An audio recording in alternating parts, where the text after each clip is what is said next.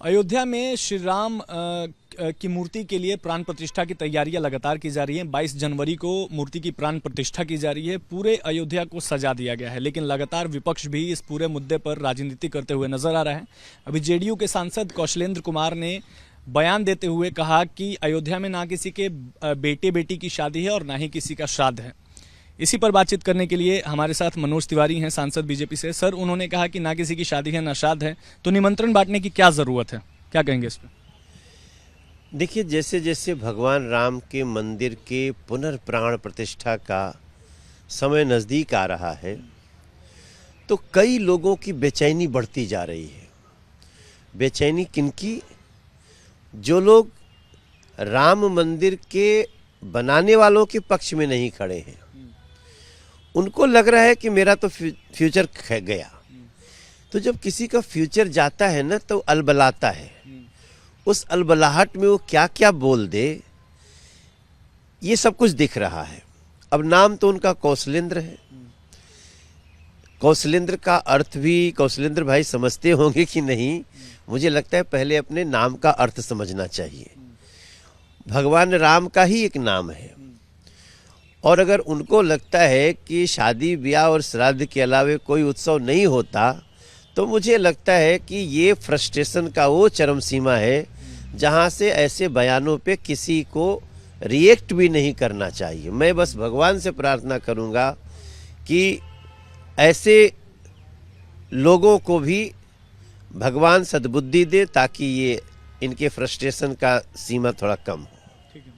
शरद पवार ने कहा है कि केंद्र सरकार पर निशाना साधते हुए कहा कि अब देश में बस गायें, गौमूत्र और गौशालाएं ही चल रही हैं। ये तो चल ही रहा है, और मुझे लगता है ये आज से नहीं चल रहा है।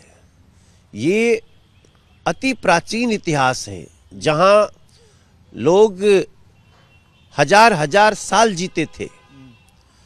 उसका आधार था गाय, गोमूत्र, गौशालाएं।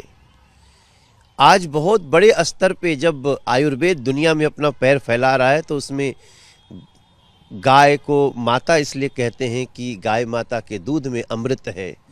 गोमूत्र में ऐसे असाध्य रोगों का भी इलाज है, और गौशालाएं रखने के बाद ही ये सब उपलब्ध है। तो इसके अलावा भी बहुत सारी चीज़ें हैं जो भारत देश को आज दुनिया के इकोनॉमी में 5वें स्थान पे लाया है। बहुत जल्दी 3रे स्थान पे आएगा। 2047 तक भारत विकसित भारत बनेगा। लेकिन जिसकी दूरदृष्टि ही समाप्त हो गई है, उनके लिए तो कुछ नहीं कहा जा सकता। इसको भी मैं यही कहूँगा कि चूंकि उनको आश्चर्य हो रहा है कि अरे भगवान राम का भव्य मंदिर बन कैसे गया, कोई रक्तपात क्यों नहीं हुआ। अब उनको लगता है कि हम तो उसके साथ हैं नहीं, हम तो उनके साथ हैं जो लोग इस मंदिर को रोकना चाहते थे। तो उनका जो बेचैनी है वो इन बातों में छलक के आ रहा है। आखिरी सवाल है मनोज जी, एक तरफ जहां पश्चिम बंगाल में ईडी की टीम पर वहां के लोगों ने हमला किया, 800 से 1000 लोगों ने ईडी की टीम पर हमला किया, वहीं दूसरी तरफ आज कांग्रेस के अध्यक्ष मल्लिकार्जुन खड़गे ने कहा है कि जो बीजेपी है वो तमाम एजेंसियों का इस्तेमाल कर विपक्ष के नेताओं पर, उनके सगे संबंधियों पर हमला करवा रही है। देखिए, ईडी की टीम के कुछ सदस्यों पे हमला, उससे ईडी का न तो अपराधियों को ढूंढने का, उनको ढूंढ करके जांच करने का, फिर दोषी हो तो सजा देने का जो मनोबल है, उस पर कोई असर थोड़ी पड़ेगा। ईडी कोई 5 आदमी की संस्था नहीं है। इन्फोर्समेंट डिपार्टमेंट इस देश का एक ऐसा विभाग है जो अगर पाताल में भी अपराधी छुपा हुआ है, भ्रष्टाचार किया है आर्थिक, तो उसको ढूंढ के लाएगी। और मेरे हिसाब से, मैं कल भी कहा था कि इन जो अटैक करने वाले लोग हैं वो मात्र ईडी पे अटैक नहीं है, वो पूरी संवैधानिक व्यवस्था पे अटैक है। और उनके साथ आतंकियों जैसी कार्रवाई होनी चाहिए। इन लोगों को मॉब लिंचिंग कह के भी छोड़ना नहीं चाहिए। कुछ लोगों का पथभ्रष्ट होना भी नहीं कहना चाहिए। ये आतंकी घटना है, और ऐसे लोगों को कड़ी कार्रवाई से सबक सिखाना चाहिए।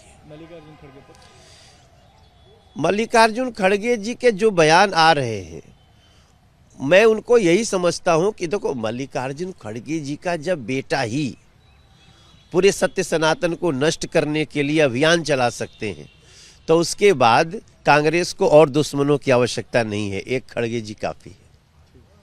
बहुत शुक्रिया बातचीत करने के लिए। हमारे साथ बीजेपी से सांसद मनोज तिवारी थे, जिन्होंने इस पूरे विषय पर अपनी प्रतिक्रिया जाहिर की। वीडियो जर्नलिस्ट पंकज के साथ विशाल पांडे, रिपब्लिक भारत, दिल्ली।